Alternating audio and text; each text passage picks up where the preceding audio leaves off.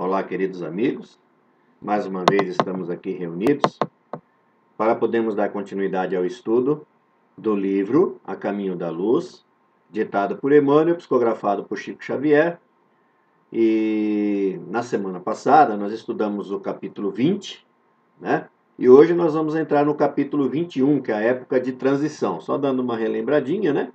A gente chegou lá no final do capítulo 20. A gente chegou no final do capítulo 20, vendo que algumas personalidades de dentro da igreja estavam infelizes, né? Não estavam contentes com tudo que estava acontecendo, com a venda lá de indulgências, né? Colocando preço na fé. E nós vamos entrar nesse capítulo na época de transição, e nós vamos ver essa transição, então, da Igreja Católica, né? Então, o primeiro item é as lutas da reforma. Debalde a Dieta de Worms, em 1521, condenara Lutero como herege, levando-o a refugiar-se em Waterburgo, porque as suas ideias libertárias acenderam uma nova luz, propagando-se com a rapidez de um incêndio. Essa Dieta de Worms, né, o que aconteceu? Eles se reuniram e exigiram que Lutero, que ele se retratasse dos 95 itens, né, que ele declarou, que ele escreveu, né, falando que estava das suas teses, que estava tudo errado, que tinha que ser mudado na igreja. Então eles falaram para ele, olha, ou você se retrata, né, ou então você vai sofrer as consequências. E o Lutero ele não se retratou, ratificou, né, e rompeu definitivamente com o clero, né? Então Lutero cai fora da igreja, né? A igreja começou a sofrer os golpes mais fortes e mais dolorosos, porque alguns príncipes ambiciosos se aproveitaram do movimento das massas, confiscando-lhe bens preciosos. Numerosos camponeses, empolgados pelos direitos do pensamento livre, iniciaram grande campanha contra a igreja usurpadora, exigindo reformas agrárias e sociais em nome do Evangelho. De 1521 a 1555, os centros cultos europeus viveram momentos de angustiosas expectativas nos bastidores da tragédia religiosa, mas, depois da Concordata de Augsburgo, instituiu-se um regime da mais larga tolerância recíproca. O direito do exame livre, porém, dividiu a reforma em vários departamentos religiosos, de acordo com a orientação pessoal de seus pregadores, ou das conveniências políticas do meio em que viviam. Na Alemanha, era o protestantismo, com os partidários dos princípios de Martinho Lutero. Na Suíça e na França, era o calvinismo, e na Escócia, a igreja presbiteriana. Na Inglaterra, a questão veio a tornar-se mais grave. Henrique VIII, defensor extremado da fé católica, a princípio por conveniência de caprichos pessoais, tornou-se o chefe do poder político, assumindo a direção da igreja anglicana.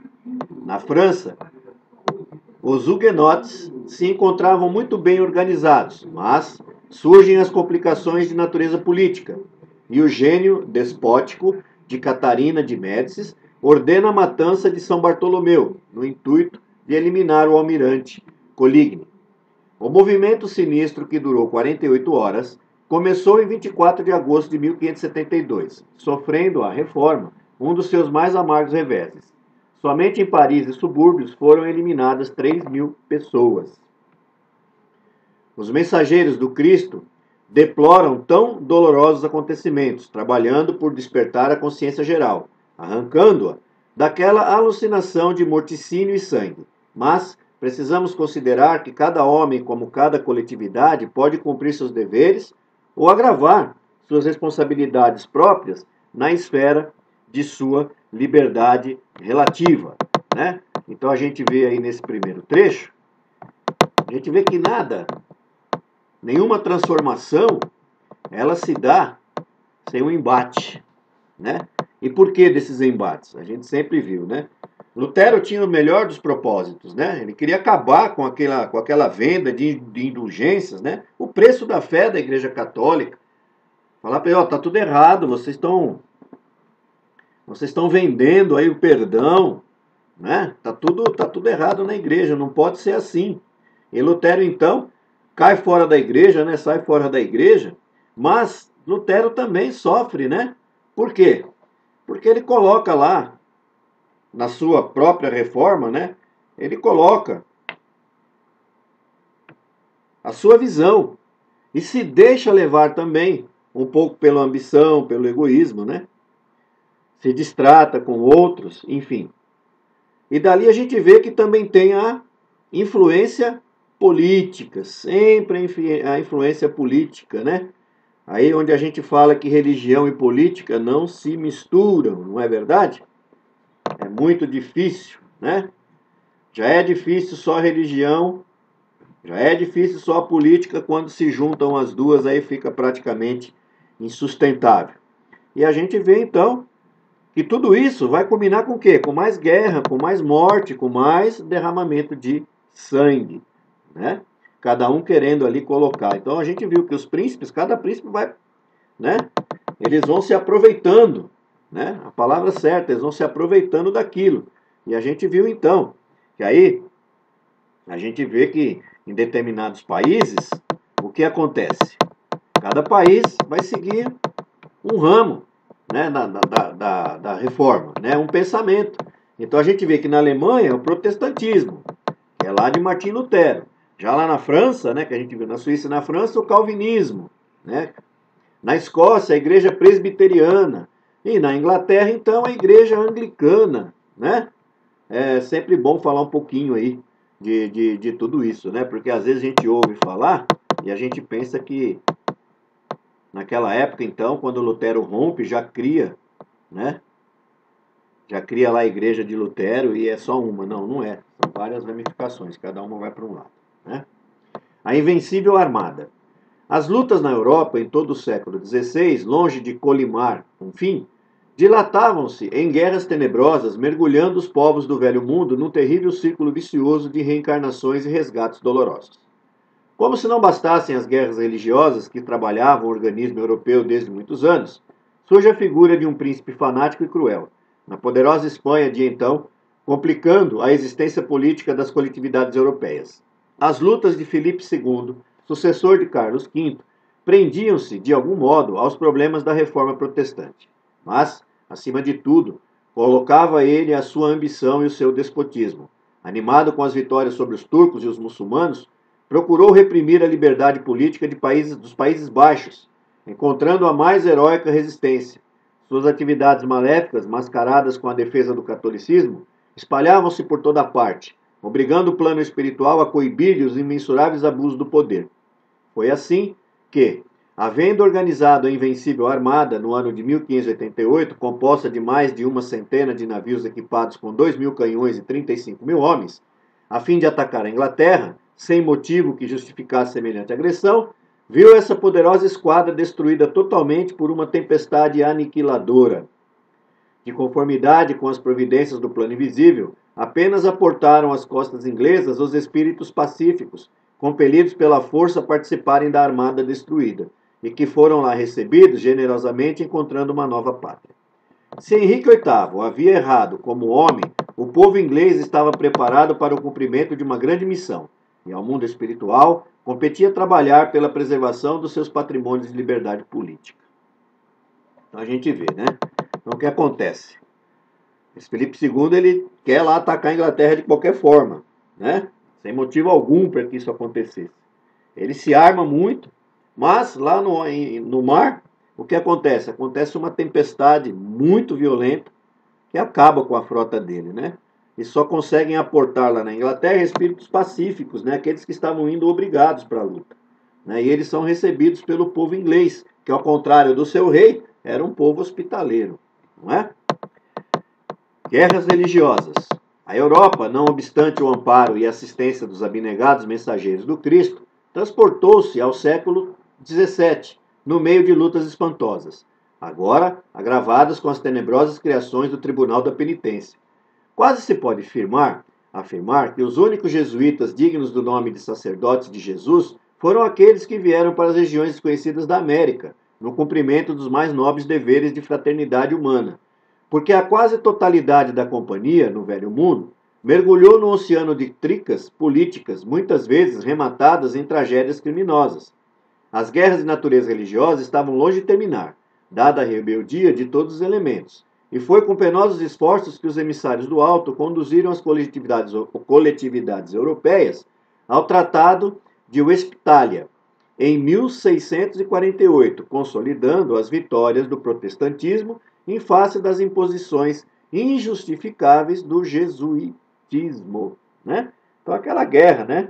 Jesuitismo, os jesuítas lá que ficaram na Europa, eles queriam acabar com os protestantes, né? Ficavam brigando lá, né? Tinha aquele tribunal que a gente viu ali, tribunal da penitência, né? Enfim. E ele fala aqui, né, que os verdadeiros jesuítas foram aqueles que se prontificaram a vir para o Novo Mundo, para as Américas, né? Para catequizar os índios, né?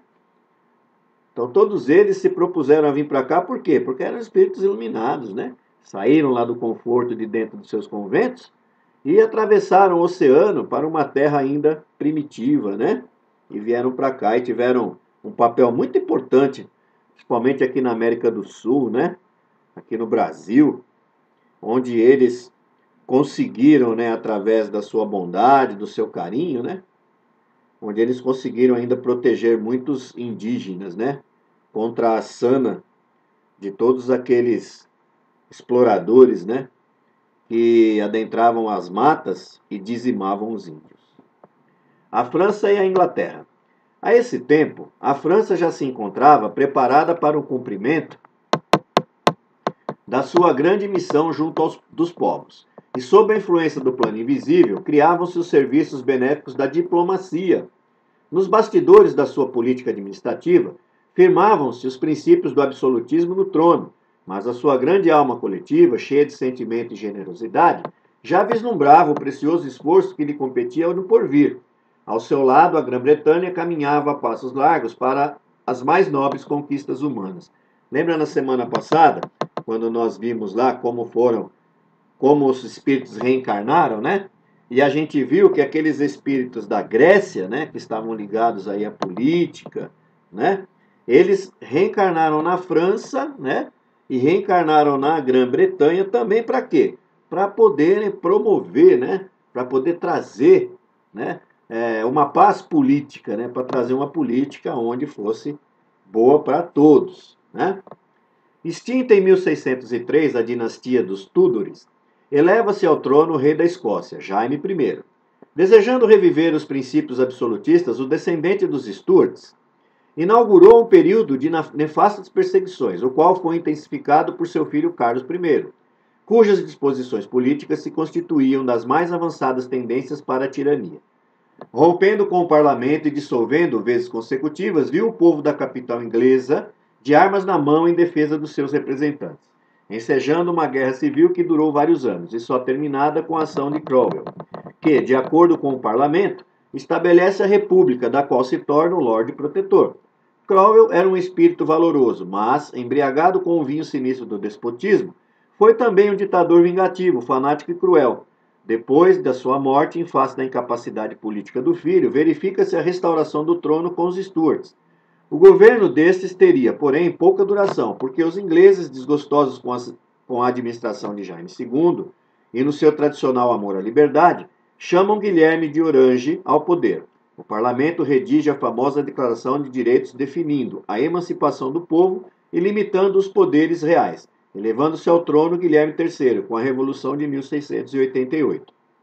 A Inglaterra havia cumprido um dos seus mais nobres deveres, consolidando as formas do parlamentarismo, porque assim todas as classes eram chamadas à cooperação e fiscalização dos governos, né?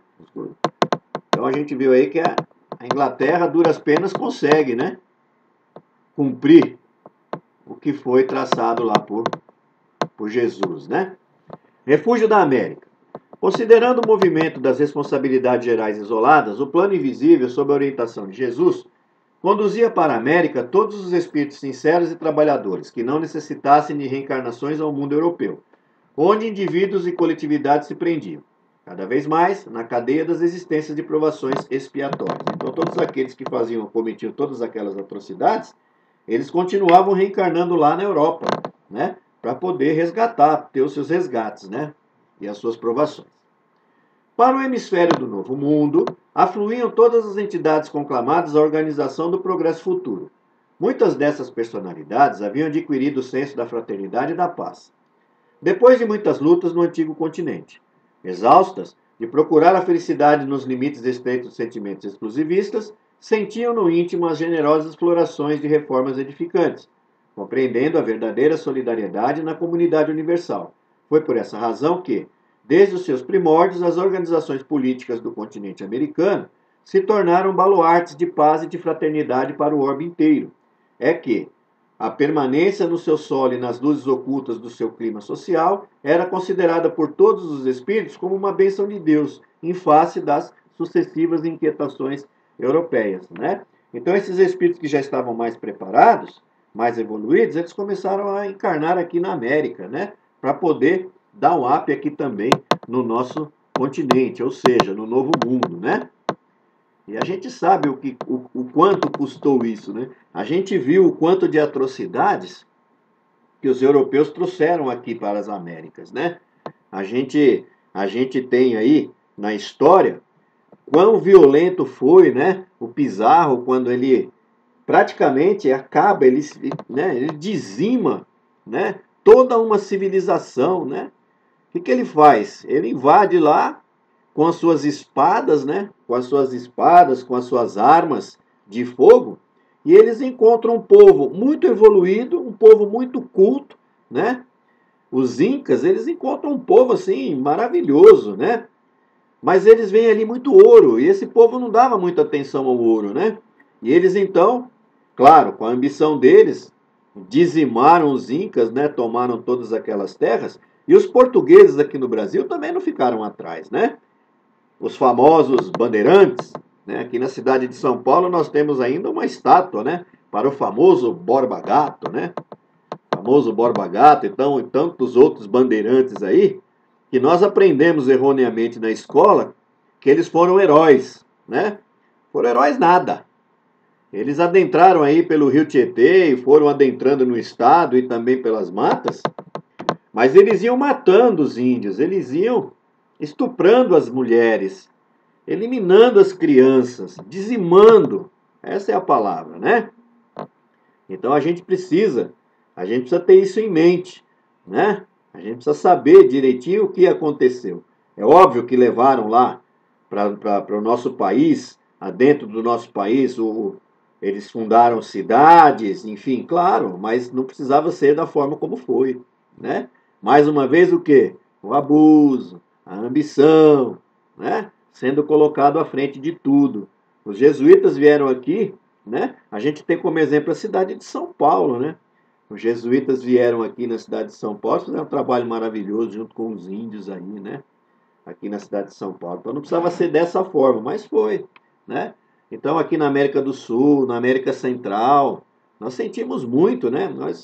Aqui o povo daquela época sentiu muito, né? A barbárie do povo europeu até então. Isso nós estamos falando aí de 1500, 1600, enfim. A gente tem na própria história do Brasil, né? O Brasil custou tanto para promover a abolição da escravatura, né? Nós ficamos aqui tendo escravos e mais escravos por muitos e muitos tempos. E por quê? Né? Ora, por que que os abolicionistas eles eram tão perseguidos na época?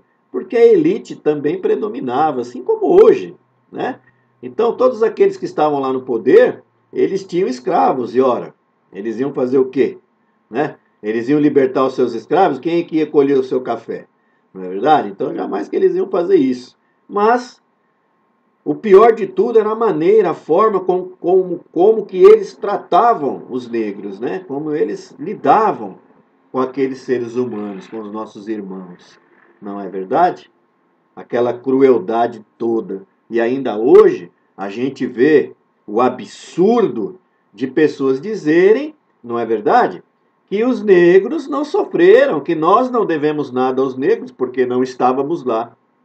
A sociedade deve sim e muito aos negros. E muito, muito, muito. Muito. Porque por mais de 200 anos eles carregaram esse país nas costas, literalmente, apanhando. As mulheres, vendo as suas mulheres serem estupradas, verem as suas crianças separadas das mães, dos pais, serem vendidas. Não é verdade? Então a gente viu o quanto de atrocidade nós tivemos também aqui no primeiro mundo, né? Mas com a graça, né, de Jesus, né, também muitos outros espíritos mais evoluídos encarnaram aqui na América para poder levar isso aqui para frente, né, para ser realmente um novo mundo, né? Então vamos lá, os enciclopedistas.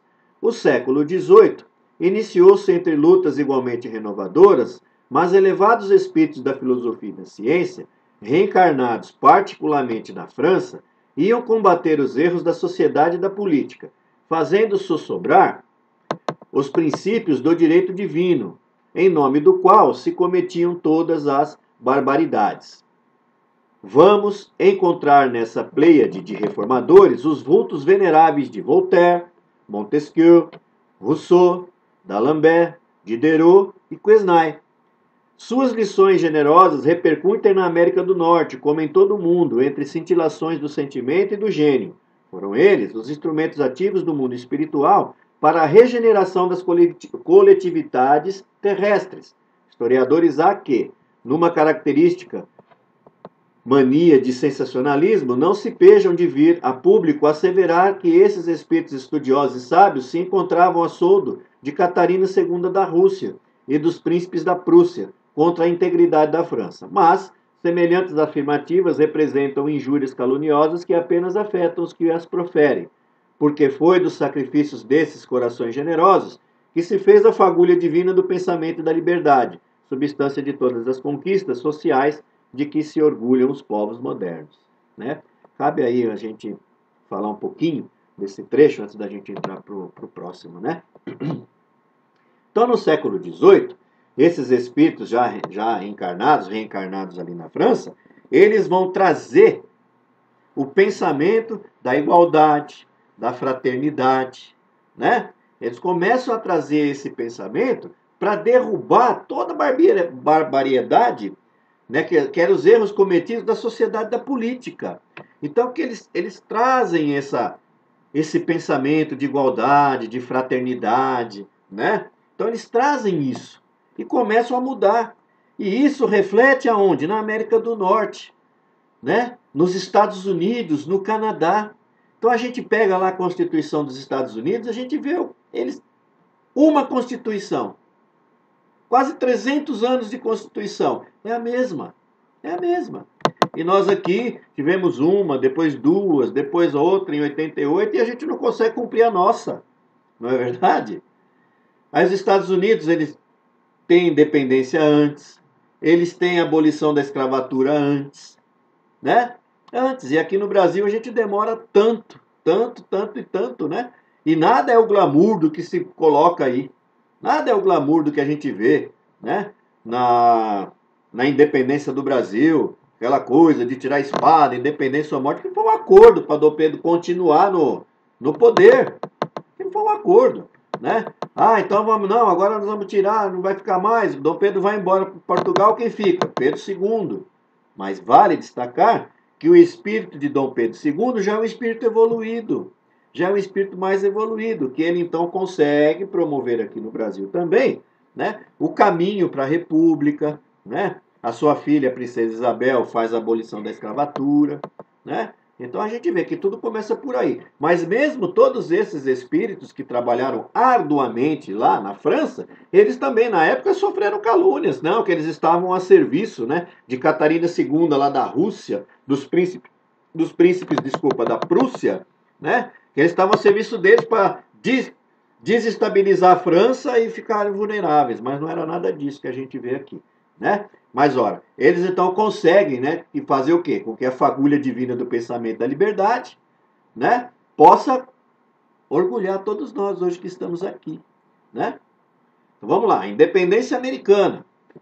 As ideias nobilitantes dos autores da enciclopédia e das novas teorias sociais haviam encontrado mais franco acolhimento nas colônias inglesas da América do Norte, organizadas e educadas no espírito da liberdade da pátria do parlamentarismo.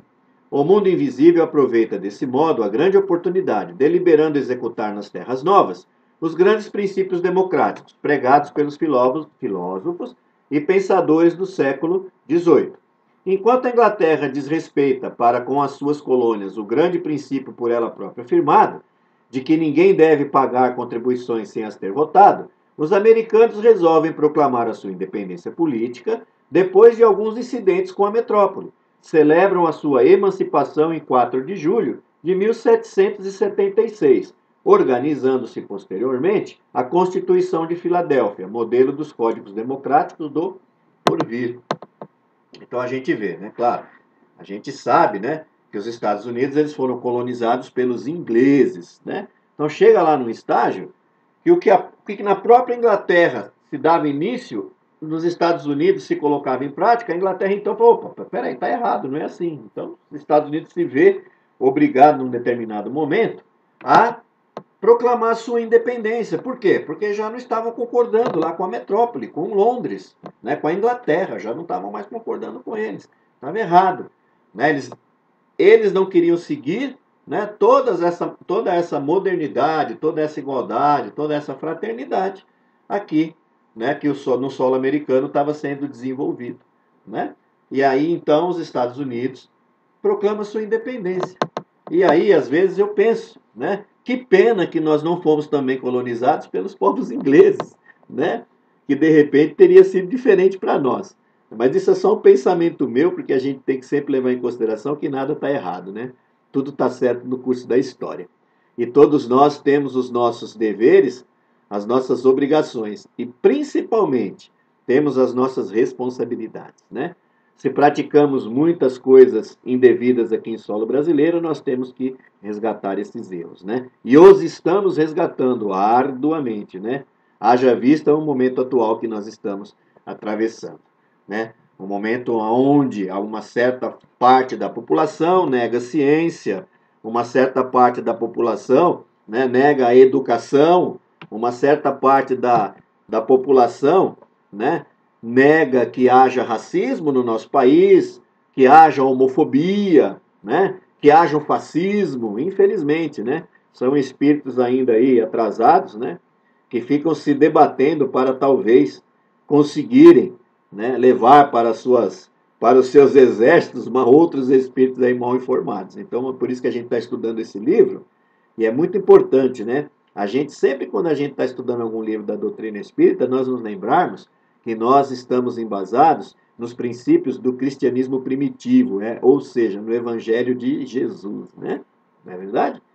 E, estudando o Evangelho de Jesus, eu desafio a qualquer pessoa que seja o maior estudioso, seja de qual religião for, que me mostre um trecho do Evangelho de Jesus, onde se coloca que Jesus era racista, que Jesus era homofóbico, que Jesus era machista, enfim. Me mostra só algum trecho. Jesus era amor e só amor. Só amor. Muito pelo contrário, Jesus não fundou religião nenhuma. Muito pelo contrário, ele veio aqui falar para nós: ame a Deus sobre todas as coisas e faça ao próximo o que querias que o próximo vos fizesse. Né? Ame ao próximo como a ti mesmo. Esse é o princípio de Jesus. Então, ora, se eu amo o próximo como a mim mesmo, como é que eu vou odiar uma pessoa porque ela é homossexual, ou porque ela é negra, ou porque ela é japonesa, ou porque ela é índia, enfim? Claro que não. Em algum trecho do Evangelho de todos os apóstolos, a gente vê algum trecho onde fala que Jesus se recusou a ajudar alguém? Claro que não. Claro que não. Então, como que nós vamos promover a igualdade, a fraternidade, o amor, o perdão, se não for através do Evangelho do Cristo? Nós não vamos conseguir.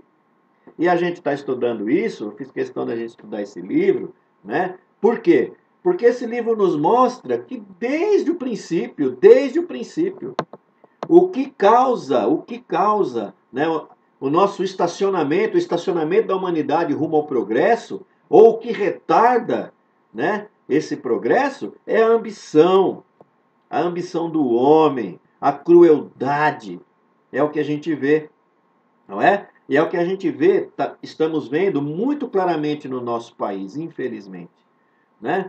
Muitas coisas que foram conquistadas ao longo de anos e anos, às vezes até de séculos, nós estamos vendo cair por terra, né? Cair por terra. Quando a gente vê alguém ou algum representante do governo atual vir na mídia ou vir na televisão e dizer que isso racismo no Brasil não existe. Como que não existe, gente? Como não? Né? Onde a gente tem o nosso representante máximo aqui no país, né? Que um pouquinho antes da eleição, alguns tempo atrás, num colégio aqui de São Paulo, ele foi falar, né? Que foi num quilombo, e lá tinha quilombola que pesava 7 arrobas, e a turma dá risada disso. Que eles não serviam nem para procriar, dá risada de uma coisa dessa, né? Então a gente precisa prestar atenção, né? De políticos que defendem abertamente o aborto, né? O aborto em qualquer circunstância. Não, nós como espíritas somos contra isso, não é verdade? Mas já coloquei aqui, vou retificar, né? Ora, qual é o aborto legal? Que existe algum aborto legal? Aquele que coloca em risco a vida da mãe, não é? Aí a gente vê um teatro todo sendo feito. Então a gente está estudando para quê? Para nós termos o esclarecimento. E Emmanuel nos esclarece. Sejamos, então, pontos de luz. Quando ouvirmos alguém dizer, o racismo não existe, nós temos que falar, existe sim. A homofobia não existe, existe sim. Nós estamos vendo pessoas serem agredidas por terem opções sexuais diferentes das nossas. Isso não pode acontecer, de maneira alguma, né? Olha lá os princípios do cristianismo, né? Ora, a gente precisa colocar isso em prática. Hoje em dia a gente vê muitos líderes de igrejas falando que eles se dizem que falam em nome de Deus, mas não falam em nome de Deus, não. Porque eles estão vendendo a fé. A gente viu gente aí vendendo semente de feijão que curava Covid. Tem gente que vende óleo ungido, água do Rio Jordão. Eles trazem o quê? O navio de água do Rio Jordão? Então a gente precisa prestar atenção um pouquinho para a gente não se deixar enganar por nada disso, né? E esclarecer os nossos irmãozinhos que ainda estão, né? Que ainda estão numa condição de se deixarem levar, né? Por essas mentiras. Então a gente precisa tomar cuidado, não é verdade? Ora, Cristo é a favor da violência? Cristo é a favor de arma? Cristo é a favor de tirar a vida de outra pessoa, seja o que ela faça? É claro que não. O que o Cristo pede?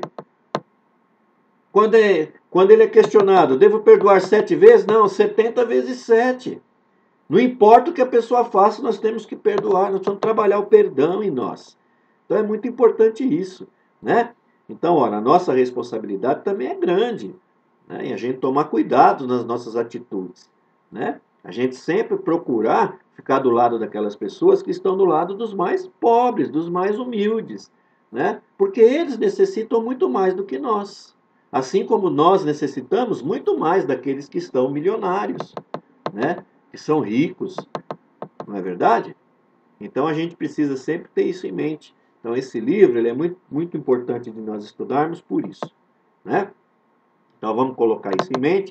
A semana que vem nós já vamos estar indo aí para o capítulo 22 e nós vamos entrar na famosa Revolução Francesa, né? Agora há pouco eu estava assistindo um programa na TV, que é no canal History, e estava passando 20 anos de história, né? Os últimos 20 anos. Eles estavam contando lá a história do Papa, né? João Paulo, né?